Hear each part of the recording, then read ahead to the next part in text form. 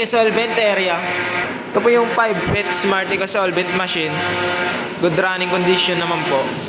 Ito naman po yung PC nya. Okay na din po. Ito po yung record ng mga ginagawa namin sa DM. Ito naman po yung local desk nya. Ito naman po yung 6 feet RG machine. Good running condition naman po siya. Ito naman po yung PC nya. Yung Koei cutting machine. Good running condition naman po siya. Sa ngayon po wala kami pending na ikakat. Matalim pa naman po yung blade nya. Ito yung stock namin ng eyelet. Madami pa naman po siya. Hindi po siya critical. Ito naman po yung sa ink namin. Hindi pa naman po siya critical. Good for 2 weeks pa naman po siya. Dito naman po nakalagay yung stock namin ng mga tarpaulin.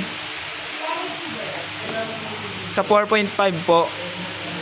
Hindi pa naman po siya critical kasi pa may KFC po kami from Sauyo. Dito naman po sa 6 feet, ganun din, may KFC din po kami. Dito po nakalagay yung mga eco-solvent special media. Naka-plastic po siya. Lahat.